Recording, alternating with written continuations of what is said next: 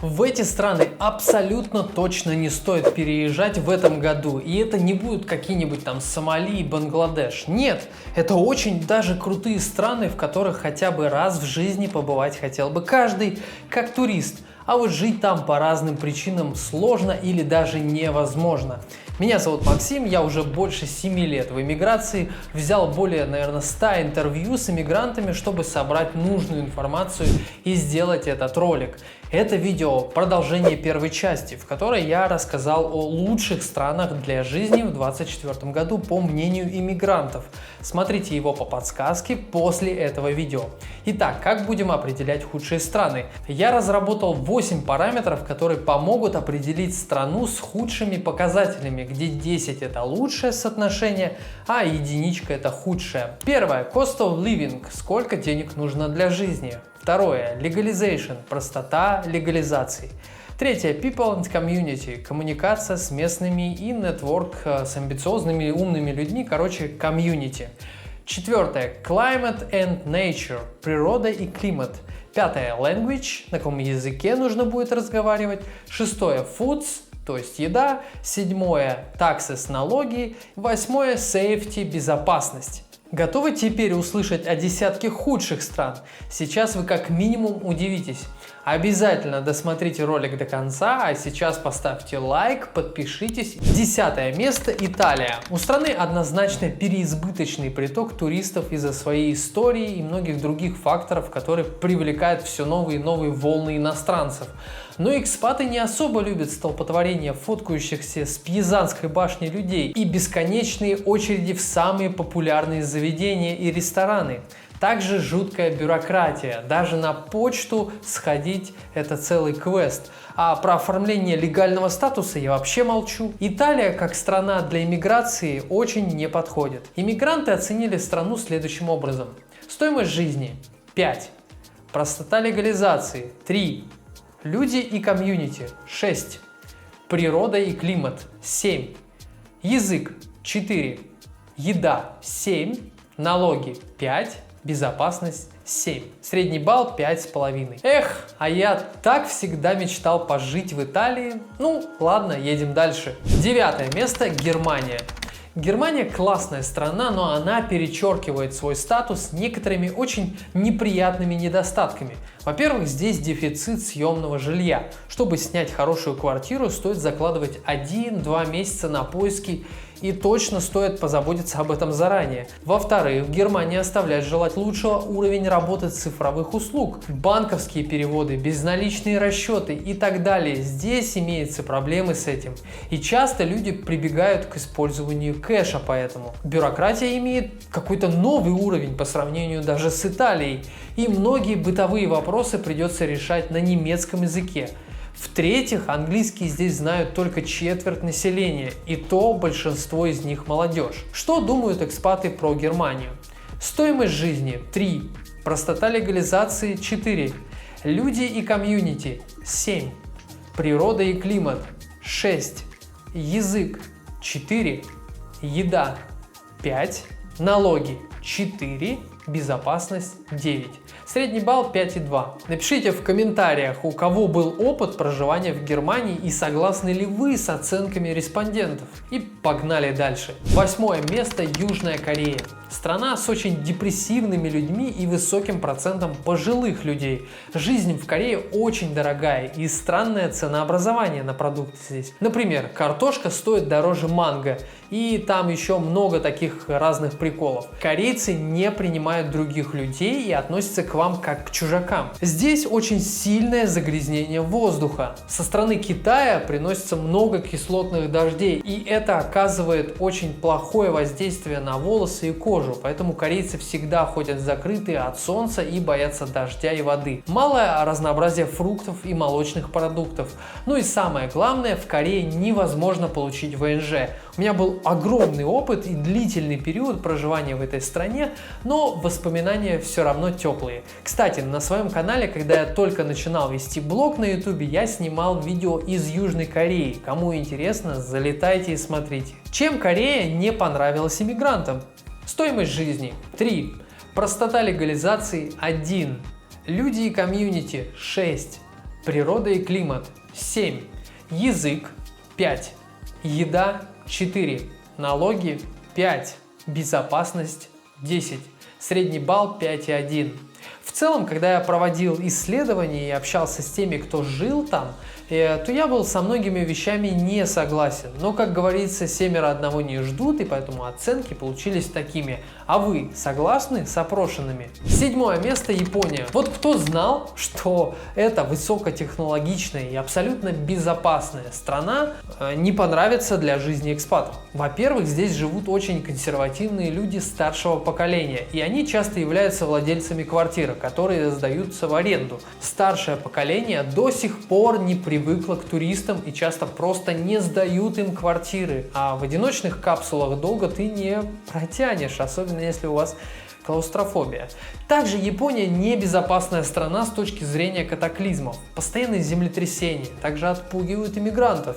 Еще здесь дьявольски дорого жить, чего только стоит клубника за $15 за одну штуку. Не на все там такие безумные цены, но тем не менее очень expensive. Его костюмы, смотря какой фабрик, смотря откуда приходит фабрик, смотря сколько details в этом пиджаке, так оно очень-очень affordable. И самое главное, неприятие обществом. Это, кстати, проблема не только Японии, но и другой страны, о которой я чуть раньше вам рассказал. Японцы никогда вас не будут считать своим. Даже если вы проживете там 20 лет, для них вы все так же останетесь гайдзин, то есть чужак.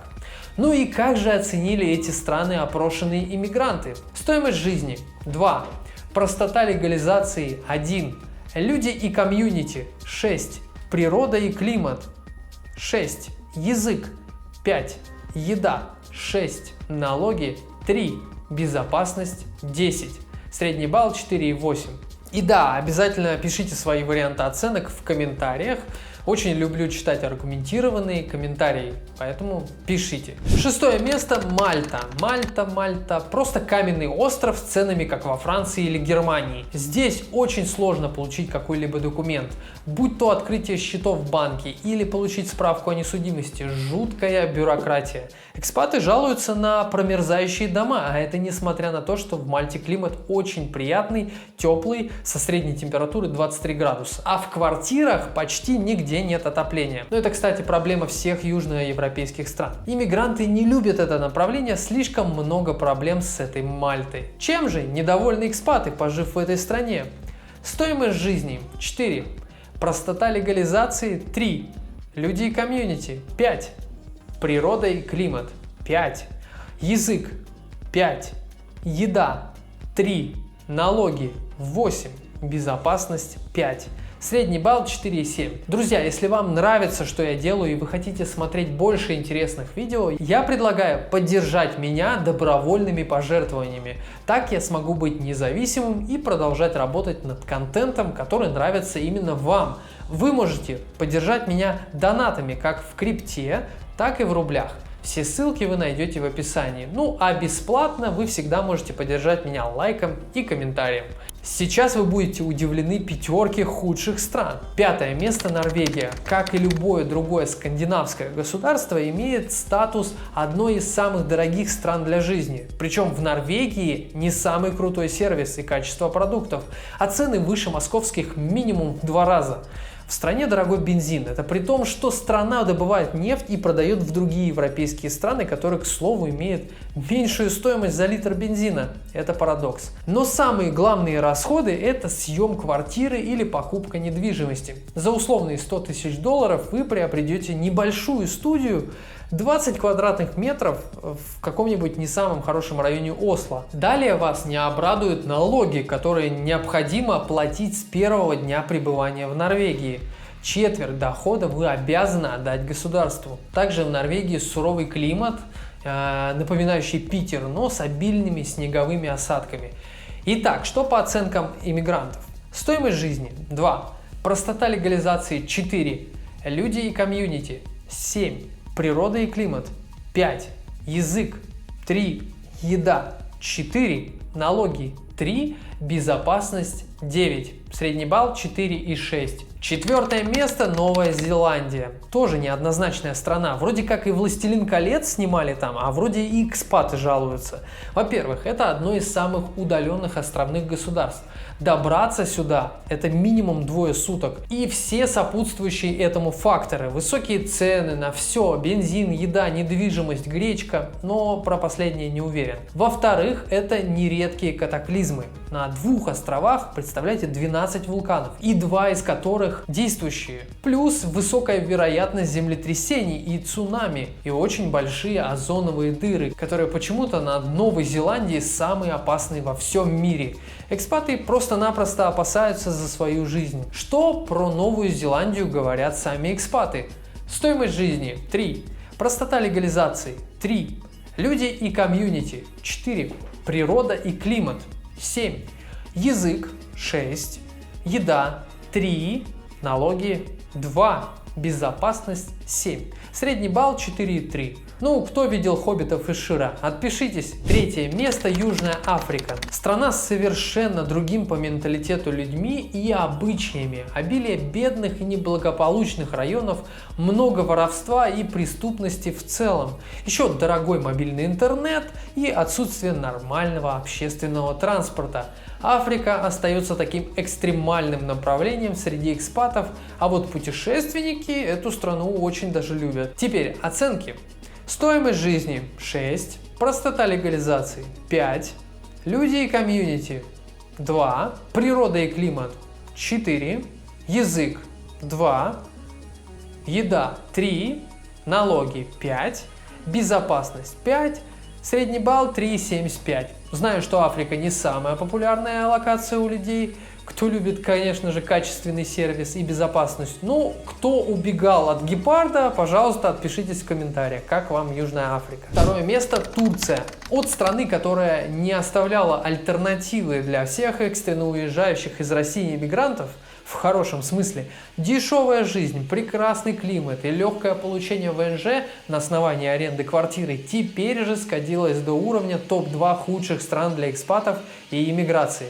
Во-первых, немыслимая инфляция. Цены на продукты еженедельно повышались в течение 2 лет.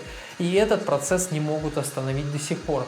Во-вторых, сильно ухудшилось отношение местных к иммигрантам из России, Украины и других стран СНГ. В-третьих, безосновательные отказы в ВНЖ в рандомном порядке. Доходило до абсурда. Жене могут одобрить ВНЖ, а мужу отказать. При том, что это была одна заявка. Но сейчас стало еще хуже. ВНЖ в принципе теперь никому не дают. Еще не стоит забывать про опасные землетрясения, которые невозможно предсказать. Помните, что было 1,5 года назад? Просто кошмар. Подробнее о минусах жизни в Турции я снял видео на своем канале. Ссылку я оставлю в описании. Я прожил в Турции 1,5 года, и тут я полностью согласен с респондентами. Но что там с Турцией сами экспаты говорят? Стоимость жизни – 3. Простота легализации – 2. Люди и комьюнити – 3. Природа и климат – 6. Язык – 3. Еда – 2. Ух ты, налоги 4, безопасность 6, средний балл 3,6. Ну и победителем антирейтинга на первом месте становится Кувейт. Маленькое государство в Персидском заливе, которое очень напоминает любое богатое нефтяное государство. Все достопримечательности сосредоточены в столице, и их можно посмотреть за 1-2 дня. И сухой климат, который держится на протяжении всего года со средней температурой 32 градуса. Добраться сюда не так-то просто. Чтобы получить визу, нужно получить приглашение. Прямых рейсов до Кувейта также не бывает. Цена на продукты и жилье тоже дорогие, но зато бензин дешевый. Как и любая мусульманская страна, здесь есть много правил и ограничений для мужчин и в особенности для женщин. В стране запрещен алкоголь, курение сигарет, а это покажется неприемлемым большинству количеству туристов и людей, которые свой образ жизни как бы уже сформировали. И как же Кувейт разочаровал экспатов? Стоимость жизни – 2. Простота легализации – 2. Люди и комьюнити – 4. Природа и климат – 2. Язык – 4. Еда – 4. Налоги – 5. Безопасность – 6. Средний балл – 3,6. Вывод 1. Богатая и технологически развитая не значит комфортная страна для проживания. Итак, с худшими разобрались. А что насчет лучших стран в этом году? Нажимай на эту ссылку и смотри следующее видео.